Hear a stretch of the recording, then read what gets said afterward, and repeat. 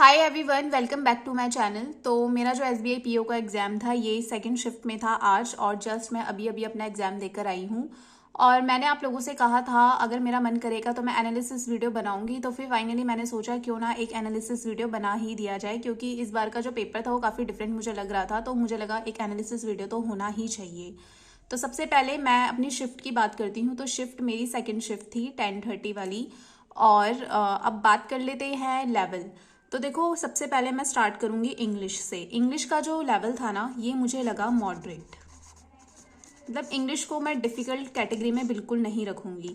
Reasoning की अगर बात की जाए तो रीजनिंग को मैं कहूंगी डिफिकल्ट, क्योंकि रीजनिंग की जो पजल्स थी ना, उसमें अगर किसी की पजल्स में अच्छा कमांड नहीं है तो वो पजल्स कर पानी मुश्किल थी और लेंदी थी इवन, और काफ़ी कंफ्यूजिंग भी थी अगर आप लोगों ने बनाई हो तो। और मैं बात करूँ तो मैंने पजल्स मैंने एक वो जो ईयर वाली पजल होती है वो छोड़ी, जैसे 1972 ऐसे उनके कुछ ईयर दे रखे थे, बर्थ नहीं बॉर्न जब वो हुए थे।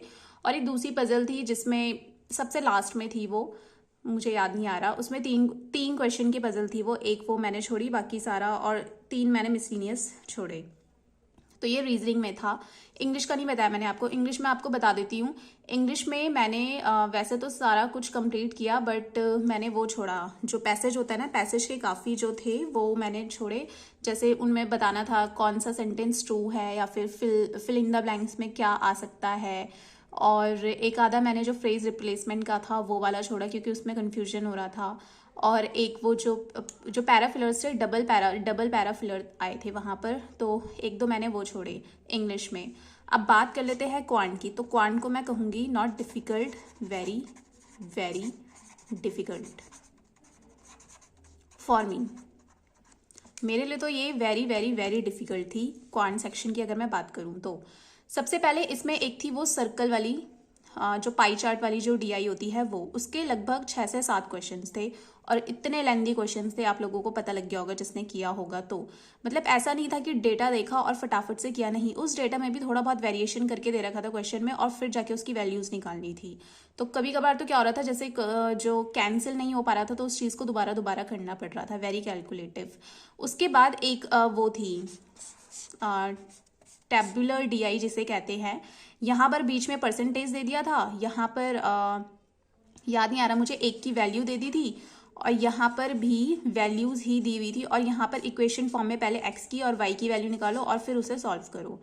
इतनी लेंदी डीआई मैं मतलब अभी तक जितने भी पीओ के एग्जाम में दिए प्री के, इतनी लेंदी डीआई मैंने आज तक नहीं देखी जितनी मतलब इस बारी एसबीआई पीओ प्री के एग्जाम में देखी। बहुत ही लेंदी डीआई। ठीक है, उसके बाद अब मैं बात करती हूँ, अप्रॉक्सीमेशन आया था। अप्रॉक्सीमेशन के 5 थे, तो 5 में से एक वहाँ पर एक रूट वाला था, ऐसे करके था वो 21 + x डिवाइड करके कुछ, ये वाला नहीं हुआ, इसकी वैल्यू ही नहीं निकली। उसके बाद एक और अप्रॉक्सीमेशन था विच इज़, वो भी ऐसे डिवाइड के फॉर्म में था, बट उसका भी आंसर नहीं निकल रहा था, उसकी वैल्यू आ ही नहीं रही थी। तो अप्रॉक्सीमेशन के 2 मैंने छोड़ दिए। अब बात कर लेते हैं मिसिंग सीरीज़ की। मिसिंग सीरीज़ 5 थी, 5 में से एक भी नहीं हो पाई। ठीक है, ये मिसिंग सीरीज़ की बात मैं कर रही हूँ। डीआई का मैंने आपको बता दिया। अब बात कर लेते हैं अरिथमेटिक की। अरिथमेटिक में एक क्वेश्चन दे रखा था, पहले एसआई निकालना था, मतलब एक्स बोल रखा था, इतनी परसेंट इतने रेट पे है, इतने ईयर्स के लिए है।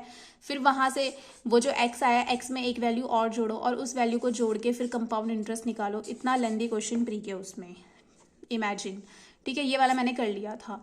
तो अभी बात कर लेते हैं अपने अटेम्प्ट की। ठीक है, तो सबसे पहले मैं रीजनिंग में बताऊंगी। रीजनिंग में सबसे पहले मैं रीजनिंग का बताऊंगी। इसमें मैंने 22 किए, और क्वांट में मुझसे हो पाए कुल मिला के 10। ठीक है, और इसमें मुझसे हो पाए 21। इंग्लिश में मैंने इंग्लिश में ज़्यादा नहीं किए, क्योंकि मुझे लग रहा था जितना मैं श्योर हो सकती उतना ही। तो ओवरऑल अगर आप मेरा अटेम्प्ट देखो तो इतना है। ठीक है, मैंने आप लोगों को बता दिया। और जो कट ऑफ होती है वो आप लोगों को पता है कितनी जाती है। सो अगर मैं अपनी बात कहूँ तो आई थिंक आई एम। तो ये था मेरा एनालिसिस जो कि मैंने आपको बता दिया। क्वांट सेक्शन में आप लोग देख सकते हो बहुत ही कम हो पाया है, क्योंकि मैंने आपको रीज़न बता दिया क्या था। ठीक है, जो होने लायक चीज़ें थी वो हो ही नहीं रही थी, ऊपर से डीआई ऐसी दे दी जो चाह कर भी बंदा कर नहीं सकता। तो ये था कुछ एसबीआई पीओ प्री का एनालिसिस जो मैंने आप लोगों को बताया।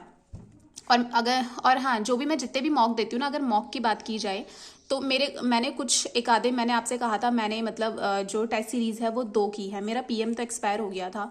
तो उसके बदले में जैसे आप लोग कहते थे ना स्मार्ट कीड़ा का देते हैं हम, इसका देते हैं, तो मैंने स्मार्ट कीड़ा का मॉक ट्राई किया था। उसके मैंने लगभग 3 मॉक दिए थे। तो अगर मैं बात कहूँ ना level of examination, practice mock को तो फिलहाल आप साइड ही रख दो, प्रैक्टिस मॉक अलग ही दुनिया में जा रहा है फिलहाल। तो अगर मैं लेवल ऑफ एग्जामिनेशन की बात करूँ तो मैं ये कहना चाहूँगी 95% तक ये रिलेटेबल था स्मार्ट कीड़ा के मॉक से। अगर जो स्मार्ट कीड़ा के मॉक में अराउंड 50 तक भी स्कोर कर रहा था तो उसका काफ़ी अच्छा गया होगा।